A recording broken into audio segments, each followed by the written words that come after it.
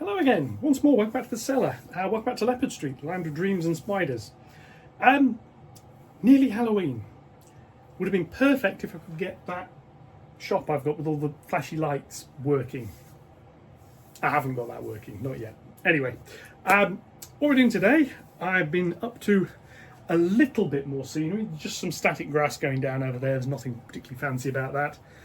I've got a slight update on the automation stuff, and I'm going to run some trains. I'm just going to let that run. I'm still testing it.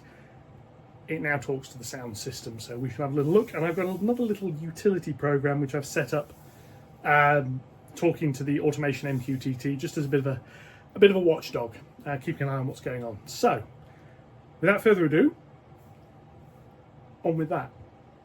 See you in a moment.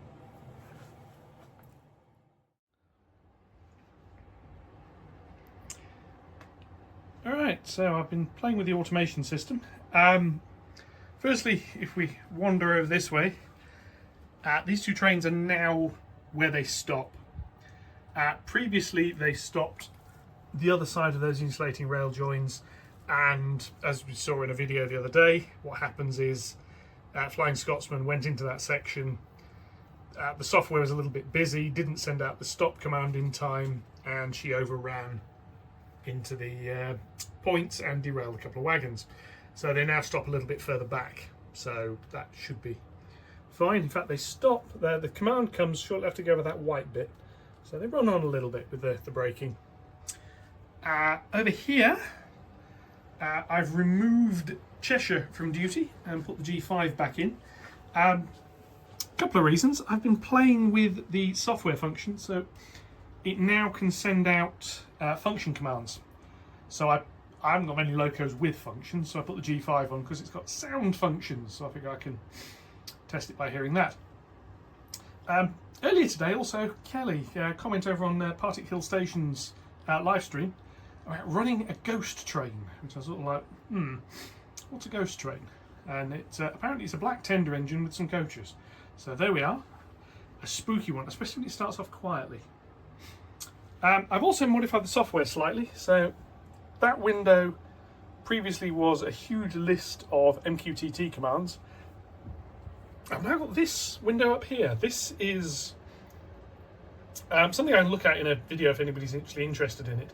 If you've ever seen OneLonecoder on YouTube, JavidX9 I think the username is, he's written a wonderful system. It's designed around games and sort of testing little algorithms out. Well, I've been playing around. I mean, you see my effort down here. That is written in Xlib, which is the X Windows system. It works, but it doesn't work very well. That is written in Pixel Game Engine, and that took about an hour and a half to write. And that is monitoring all of my board blocks, all of my turnouts, and all of the lights. Can't control anything, it's just monitoring. But what it means is I've been able to simplify what's happening down here. So what I'm going to do, we're going to run a couple of trains, I'm going to watch some, and you'll hear a few, and then we'll come back on here and we'll watch that. So I come around here, I'll just start off the G5. Nice, quiet and ghostly. And she hits that point and starts making noise. I've piggybacked onto the scripts I created a while ago, which had a check when they entered this diamond. I've discovered a slight boo-boo in the layout wiring. From here all the way around to here is one block. What I can actually do with is a sensor here. Only has to be on this track. Basically, so I've got something to say, you've hit this, sound on.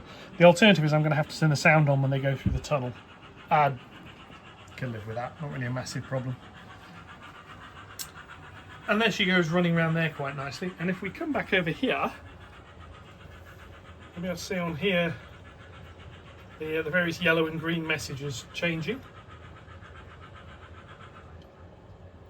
And we go back over here, and she's gone silent again. So what I'm going to do now is start up the other loop, which is the Scotsman.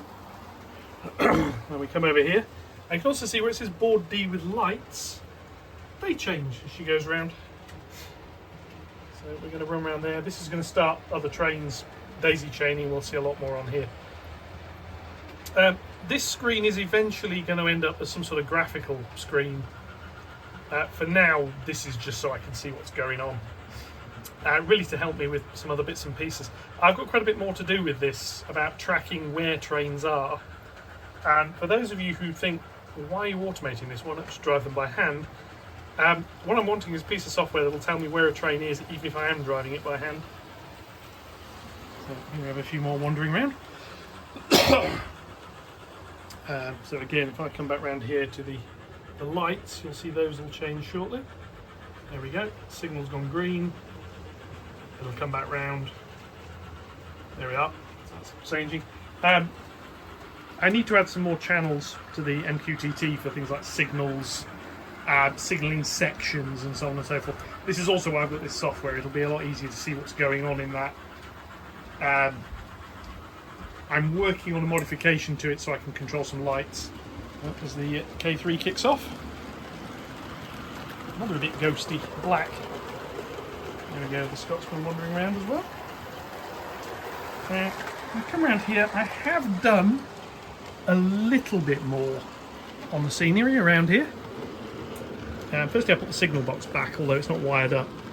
The pathways around here have got their dirt. I'm going to put some static grass down around here later. It's going to be done the same way I did that over there. It'll basically just be glue and I'll be dropping the stuff off on by hand. But that bit, this bit, round the back, round there, it'll just make it look a bit better. And we come round here. Oh, I hadn't noticed. Let's do the schoolboy on a bridge shot. As the Q6 approaches and the G5 is going to be coming around the other way. This is one of the shots I quite like. I mean, when I've got the rest of the high street going, I think this will look quite good. There we go. A big advantage of this automation system, I can basically sit back and watch these run now, which I quite like. This one's rumbling down here, and again, things just getting nicely out of sequence. Swapping the G5 in, she runs a bit at different speed to the Cheshire, which sits there. So they get out of sequence more. As the Scotsman starts off again. One thing I've noticed, because I'm not reserving train blocks, Scotsman will come around here and you'll see these points here will change. There we go. One of the problems I found was they were starting to change while the back of the other train was going over here. I might need to move where that decision point is up a little bit, because eventually I want these freight trains to be a bit longer. But never mind. A few rumbles around again. Currently quite slowly, the speeds are hard-coded. I'm not spending a huge amount of time on this automation software. I'm going to be replacing it with something else. Similarly written, but it'll be something else. So I'll live with that. At the moment it's just these 4 trains. I am going to do another path using this system, which is going to start on the incline, sort of rumble round here, do a loop, which is obviously what Scotsman's doing at the moment. Go through the reversing loops, come back out, do a loop, and then go back up there. Before I can do that, I need a way of reserving track so other trains will stop to let it go past. There's the idea. We shall see. Let's do some dusting. The Scotsman is quite dusty. One of the delights of this area down here. Oh, here we are. 2 freight trains have just kicked off. Yeah, it's quite therapeutic watching this. Now, obviously, there's two circuits here, so I could have one driving itself while I drive the other one if I fancy driving trains, which I do. I don't video it so much because I tend to be using this phone as a controller. But what the G5 stops and the other 2 go past each other over there.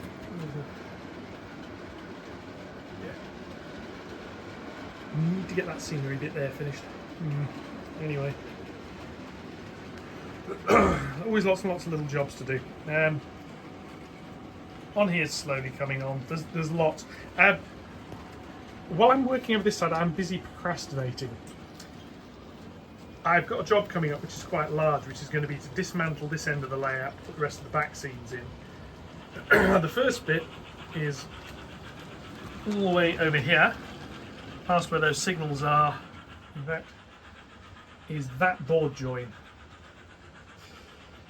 These tracks this side of that have got to come up. Before I do that, I've got to retrofit, or at least drill pilot holes. Ooh, this, get the signal changing. Yeah, I see the green, but never mind. Yeah, I've got to retrofit some pilot holes into the board for the alignment dowels, because when this comes apart, I'm going to be fitting alignment dowels. Essentially, so I can sort that track's alignment out. That bit's going to get lifted, but there's a big board join here with 7 tracks going over it, so I want to make sure the alignment is nailed on for that, because this area is all going to be hidden, so I need to sort that out. Oh, here we go, the G5 has gone quiet again as it enters. When I've eventually got some lighting, as you've seen, I've been working on some lighting ideas. This rake of coaches here is going to be the first one to get them. I'm still waiting the wheel sets I want. I may just use some Hornby metal wheels that I've got and some different like wiper pickups. But yeah, the idea is as trains come into the hidden area, I'll be able to turn the lights off and I'll be able to turn them back on, and that's where she picks the sound up. Obviously, see what I mean? That needs to be quite a bit further round. So I may do that over by the signal box area. Just zoom in a bit and watch trains going past this bit. I've got a slightly shaky hand here. See, I do like the look of that. Yeah. But anyway, yes, this weekend I've been a little bit busy, so I've not really had a chance to do a great deal. Hence, this video is mostly running trains and watching this, which took, like I said, about an hour and a half, 2 hours to write and test. And I've modified down here so it now just shows the scripts it's running through rather than showing all the MQTT messages, which help. Shows the ones it sends out, doesn't show the ones it gets back in, so I can see what it's commanding. Command here, loads of points moving. I've got a fault somewhere because points are reporting clear, they should be reporting closed or thrown. I've obviously I've got something set up wrong somewhere. Anyway, so yes, that's just a short little video today. That's what I've been up to. I'm gonna go do a little bit of static grassing. I'll be back with you in a mo, and we'll have a little look at that, and then we'll have a little think about what's coming up next.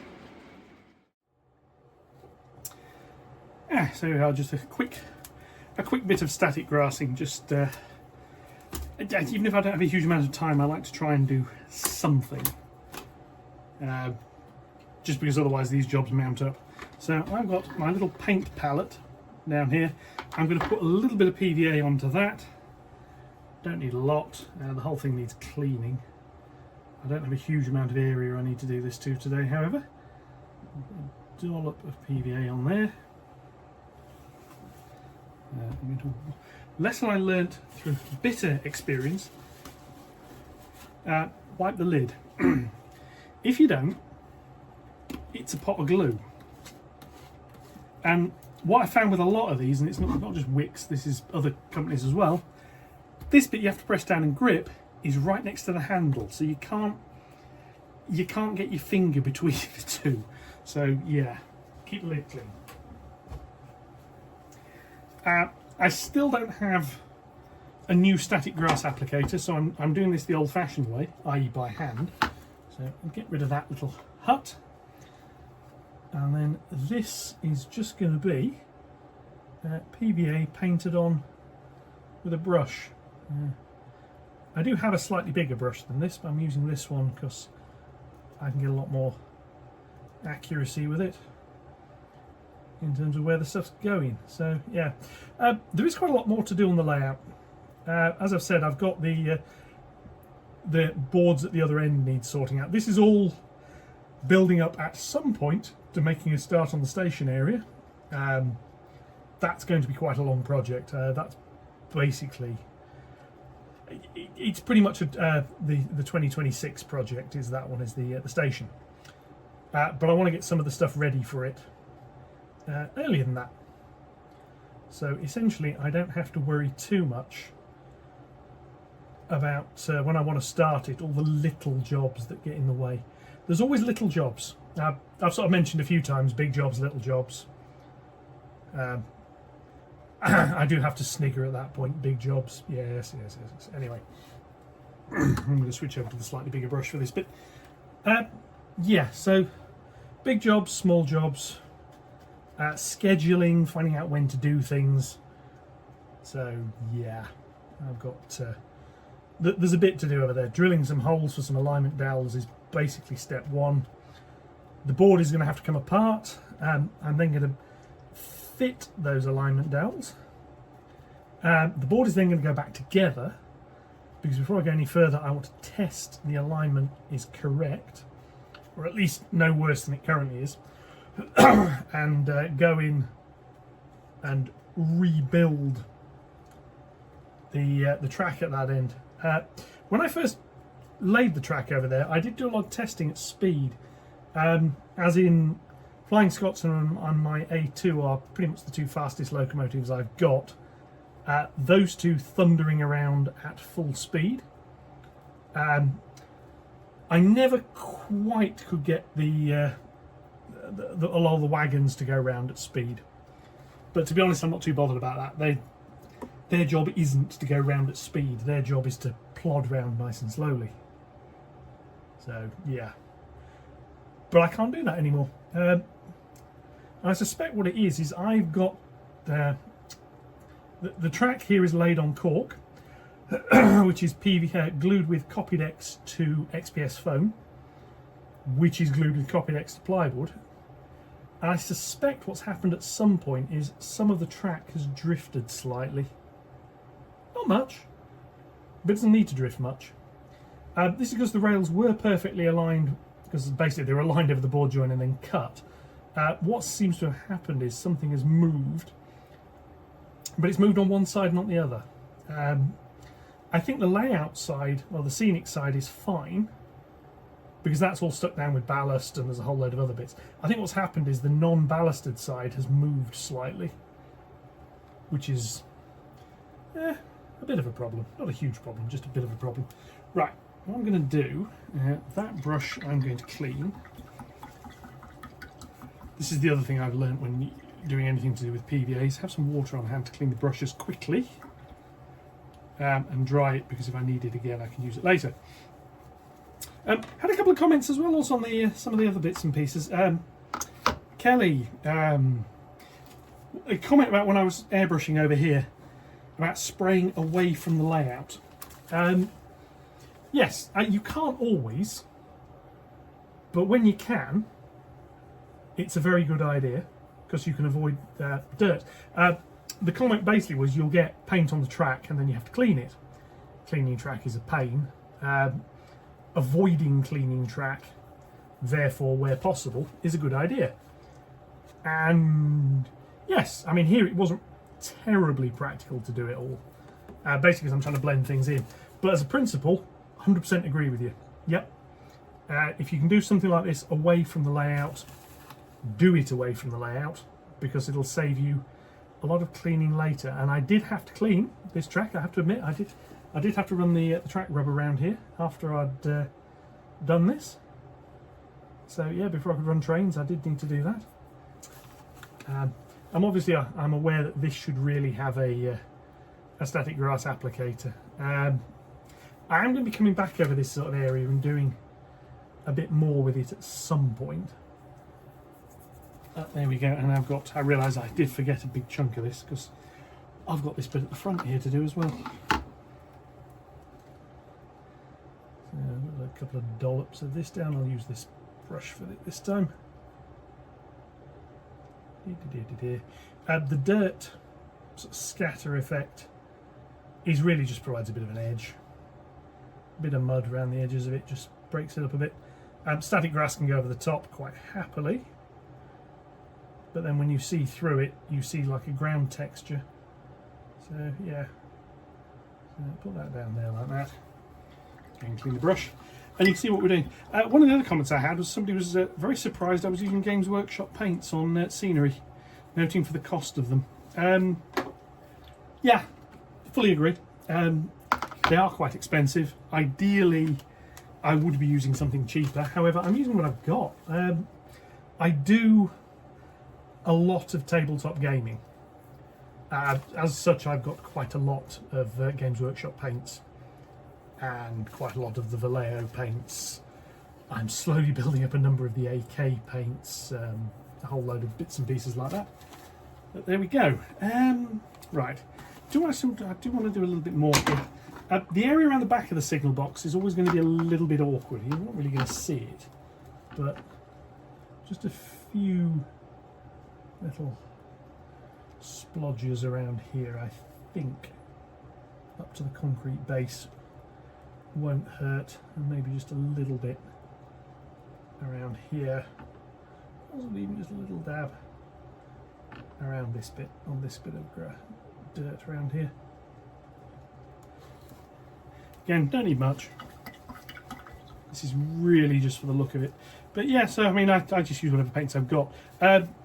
Cheap craft acrylics, perfectly good. Nothing wrong with them, especially for scenery.